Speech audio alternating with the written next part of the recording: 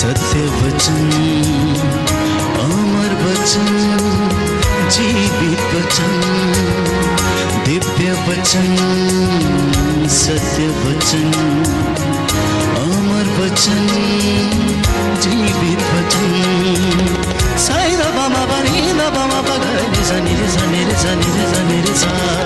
दिव्य वचन, सत्य वचन, अमर वचन, जीवित वचन, दिव्य वचन,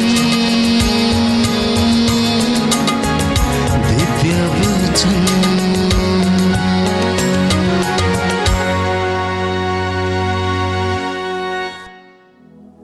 प्रभु यीशु मसीह के पवित्र और सामर्थी नाम में मैं आप सभी का अभिवादन करता हूं। प्यारे भाइयों और बहनों, बाइबल हमें बताती है कि मनुष्य के पाप का असर मनुष्य पर पड़ता है।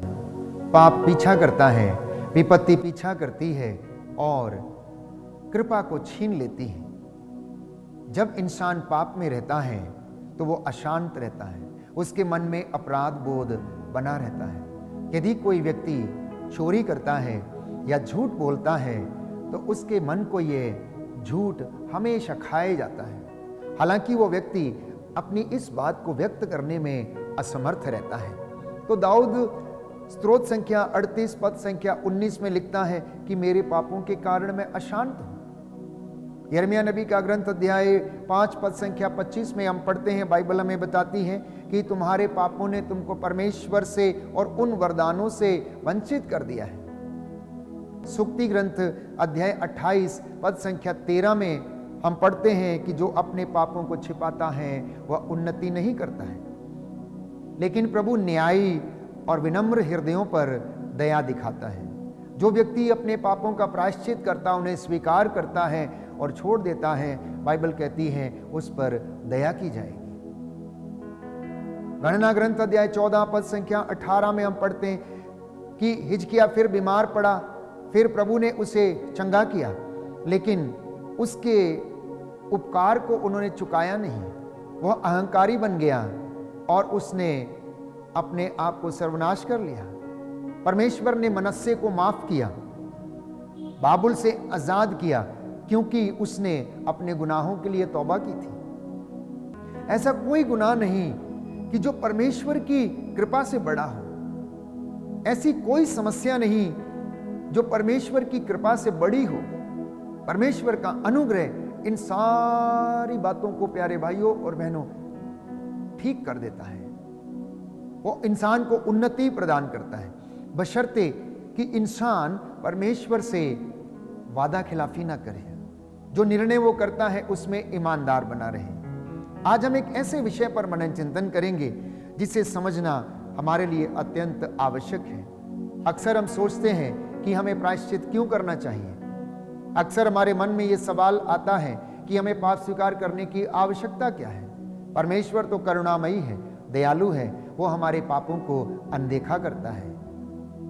लेकिन मैं आपको बता देना चाहता हूं कि लूकस के सुसमाचार अध्याय 24 पद संख्या 45 में प्रभु यीशु ने अपने शिष्यों से कहा, तब उन्होंने उनके मन का अंधकार दूर करते हुए उन्हें धर्म ग्रंथ का मर्म समझाया और उनसे कहा, ऐसा ही लिखा है कि मसीह दुख भोगेंगे, तीसरे दिन मृतकों में से जी उठेंगे और उनके नाम पर यरूशलेम से लेकर सभी राष्ट्रों को पाप क्षमा के लिए पश्चाताप का उपदेश दिया जाएगा और तुम इन बातों के साक्षी हो।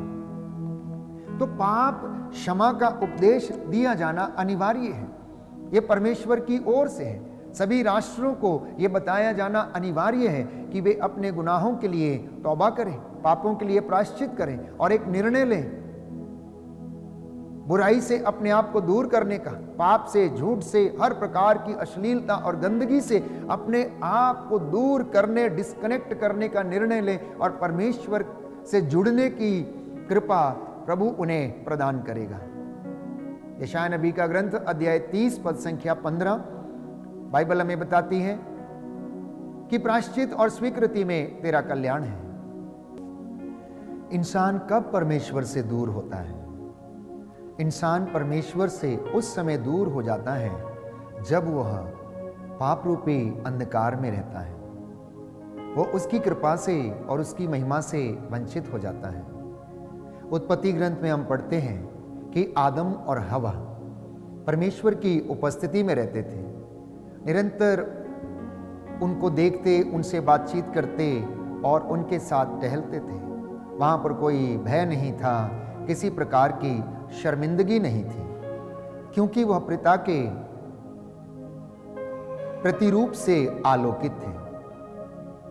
जी हाँ प्यारे भाइयों और बहनों, जैसे ही आदम और हवा ने ईश्वर की आज्ञा का उल्लंघन किया, आदम के मन में अपराध बोध जाग उठा। उसे अपनी नग्नता दिखाई देने लगी। उसके अंदर एक अपराध बोध आ गया, क्योंकि उसने ईश्वर की आज्ञा का उल्लंघन किया था। तो अब आदम ने क्या किया? आदम ने अपने आप को पत्तों के पीछे छिपा लिया। वो ईश्वर के सामने आना नहीं चाहता था।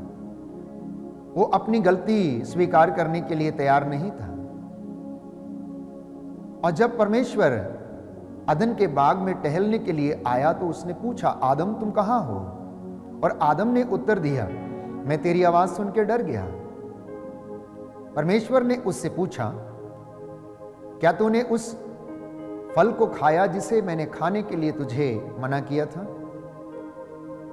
आदम ने उत्तर दिया, जिस स्त्री को तूने मुझे दिया है उसने मुझे दिया और मैंने खा लिया। परमेश्वर ने स्त्री से कहा, यह तूने क्या किया है? स्त्री ने कहा कि सांप ने मुझे बहका दिया और मैंने खा लिया। वो एक दूसरे के ऊपर दोषारोपण करने के लिए तैयार थे, परंतु अपनी गलती को स्वीकार करना नहीं चाहते थे। अपराध बोध इतना बढ़ गया, डर इतना बढ़ गया, उनके मन में भय इतना छा गया, उनकी नग्नता उगड़ आई कि वे अपने शरीर को उन पत्तों से ढकने लगे।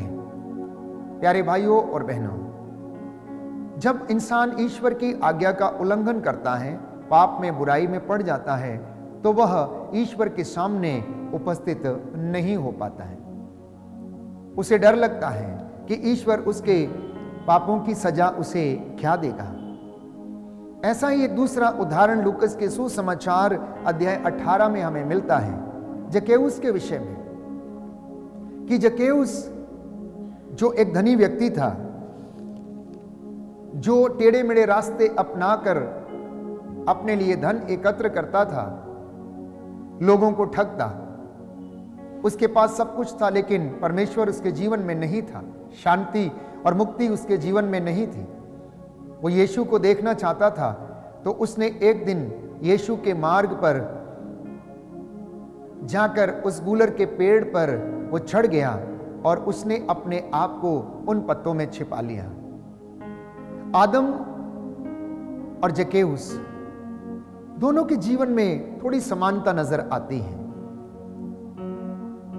आदम ने आज्ञा का उल्लंघन किया और उसने अपने आप को झाड़ी में छिपाया, अपने आप को पत्तों से ढकने का प्रयास किया, क्योंकि उसका अपराध बोध उसे खाए जा रहा था। जक्कैउस जो अपने आप को बहुत ही ज्यादा पापी समझता था, ठगी करने वाला धोखेबाज समझता था, लोगों के सामने आना नहीं चाहता था, उसने भी जाके अपने आप को सिकमोर पेड़ के पत्तों में छिपा लिया। सिकमोर जो वृक्ष है जिसके विषय में बाइबल में चर्चा की गई है, उसके पत्ते और डालियां बहुत घनी हैं। यदि कोई उसमें छिप कर बैठे तो देखना नामुमकिन है, लेकिन यीशु उस रास्ते से होकर जा रहे थे।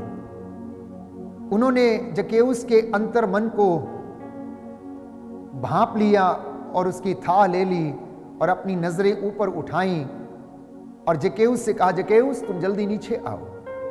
जक्कैउस इस बात को सुनकर कि ये व्यक्ति मेरा नाम कैसे जानता है, असमंजस में पड़ गया, परंतु वह शीघ्र ही पेड़ से उतरा और यीशु ने उससे कहा कि आज मैं तुम्हारे घर में ठहरना चाहता हूं, आज मैं तुम्हारे घर में आना चाहता हूं।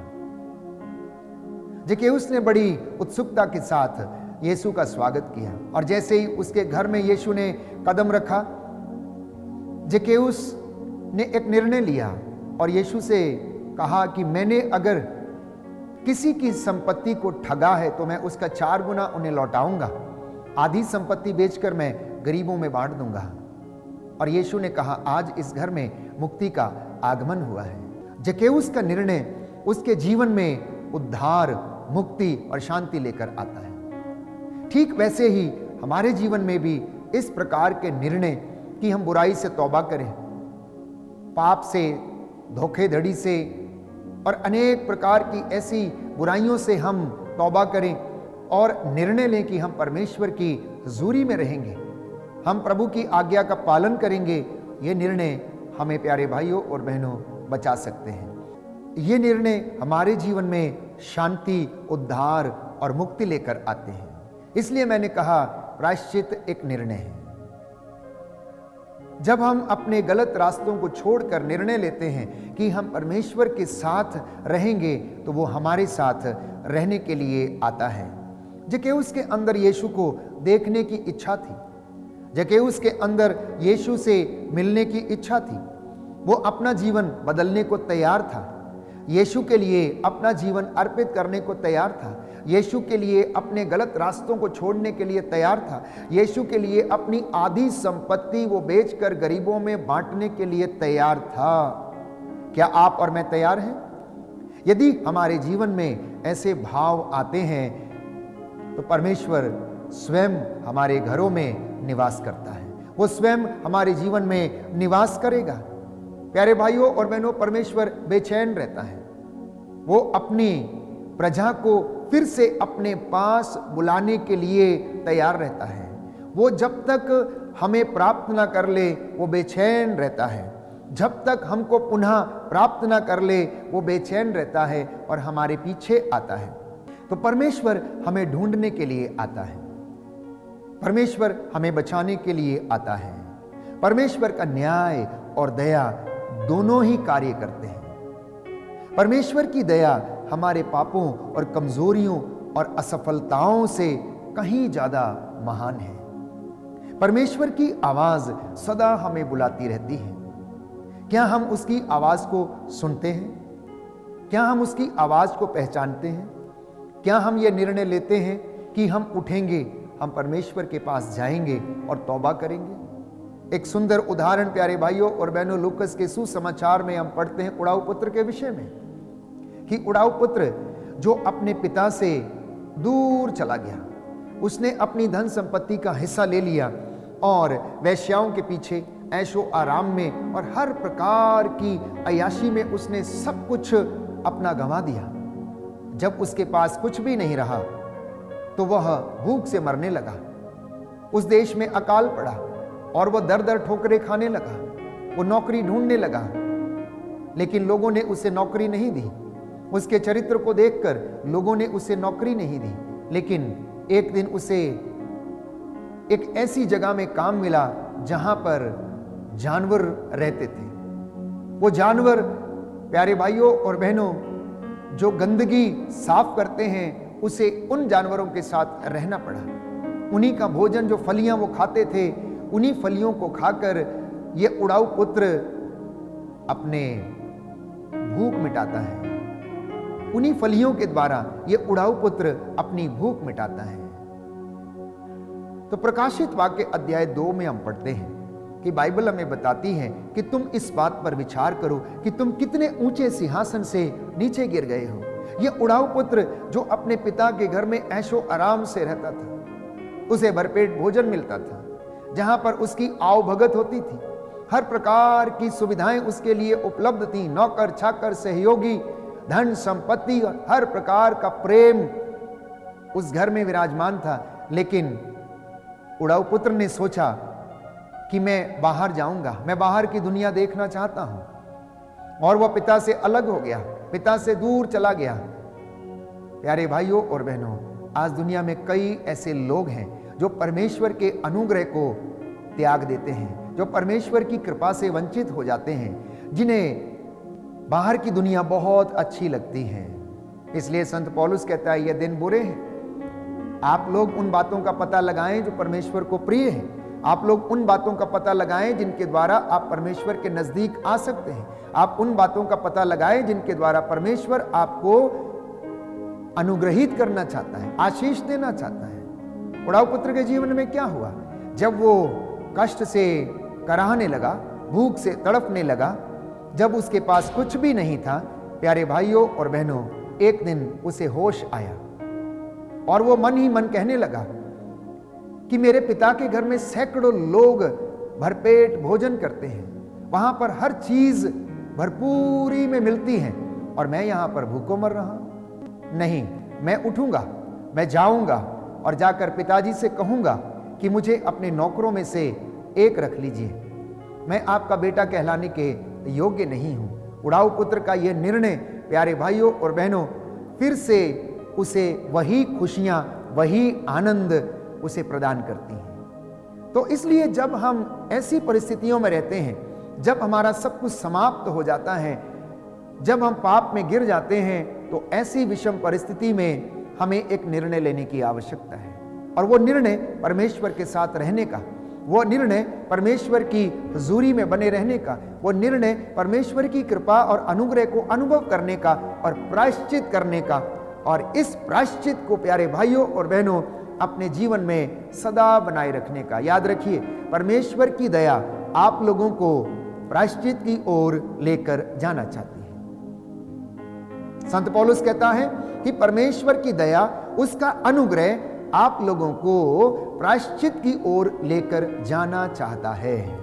और यदि कोई इस वचन को ग्रहण करके प्रायश्चित के साथ अपने आप को तैयार करता है, जकेउस के जैसे निर्णय लेता है, उड़ाऊ पुत्र के जैसे निर्णय लेता है कि वो अपना जीवन बदलेगा, परमेश्वर के पास जाएगा, तो प्यारे भाइयों और बहनों आपके जीवन में सफलता, उन्नति, आध्यात्मिक उन्नति, विश्वास में बढ़ोतरी, विश्वास में दृढ़ता, सब कुछ आप लोग प्राप्त करेंगे। आप फलेंगे और फूलेंगे और परमेश्वर की आशीष में सदा बने रहेंगे। मनन चिंतन करके देखिए कि हमने जो निर्णय लिए थे, क्या उसमें हम मजबूत हैं? क्या उसमें हम वफादार हैं? यदि कोई निर्णय लेकर उसे तोड़ता है तो वो स्वयं को धोखा देता है, दूसरों को धोखा नहीं देता है, क्योंकि परमेश्वर को धोखा नहीं दिया जा सकता, उसे ठगा नहीं जा सकता, वो ना ठग सकता है और ना ही ठगा जा सकता है। तो इसलिए यदि हम अपने निर्णयों को तोड़ते हैं तो हम खुद को तोड़ते हैं, हम खुद को धोखा देते हैं, हम अपने परिवार से वादा खिलाफी करते हैं, हम अपने परिवार को धोखा देते हैं, हम अपने संतान को धोखा देते हैं, पति पत्नी आपस में एक दूसरे को धोखा देते हैं जब वो ईश्वर की आज्ञा के अनुसार अपने दाम्पत्य जीवन या पारिवारिक जीवन में बने नहीं रहते हैं और परमेश्वर के पास लौटने का निर्णय नहीं लेते हैं। रक्तस्राव पीड़ित स्त्री एक सबसे अच्छा और सुंदर उदाहरण है हमारे लिए। जब उसके सारे रास्ते बंद हो गए, अनेकानेक वैद्यों के द्वारा इलाज करने के बाद भी जब उसकी बीमारी ठीक नहीं हुई, तो उसने निर्णय लिया कि यदि मैं इस व्यक्ति के कपड़े का पल्ला छू लूं तो मैं चंगी हो जाऊंगी, और उसका निर्णय उसको चंगाई दिलाता है। उसके निर्णय प्यारे भाइयों और बहनों उसे अनुग्रह से भर देता है। रक्तस्राव पीड़ित स्त्री का निर्णय उसके रक्तस्राव को सुखा देता है और वो अपने शरीर में चंगाई को अनुभव करती है। आज मसीहियों को, विश्वासियों को और हर व्यक्ति जो यीशु के ऊपर अपना ईमान लाता है, उन्हें ऐसे निर्णय करने की आवश्यकता है कि हम बुराई से तौबा करेंगे, हम गुनाहों से तौबा करेंगे, हम झूठ से, फरेबी से, धोखाधड़ी से और अनेक प्रकार की अश्लीलता और बुराइयों से हम तौबा करेंगे और प्रभु के पास चलेंगे और उसका अनुग्रह हम पर छाया रहेगा। इसलिए प्यारे भाइयों और बहनों, हम इस बात पर मनन चिंतन करें कि हमारे जीवन में परमेश्वर का अनुग्रह तभी आता है जब हम उसके प्रति ईमानदार रहते हैं, जब हम उसकी आज्ञाओं का पालन करने के लिए तैयार रहते हैं। तो क्या आपने परमेश्वर को अपने जीवन को अर्पित किया है या नहीं? क्या आपको यीशु मिल गया है या नहीं? आइए हम प्रार्थना करें कि प्रभु आप हमारे जीवन में हमें निर्णय लेने की कृपा प्रदान करें, हमें सामर्थ्य प्रदान करें, जिससे कि हम आपके अनुग्रह में बढ़ते जाएं और तेरी कृपा हमारे जीवन में बनी रहे। आमीन।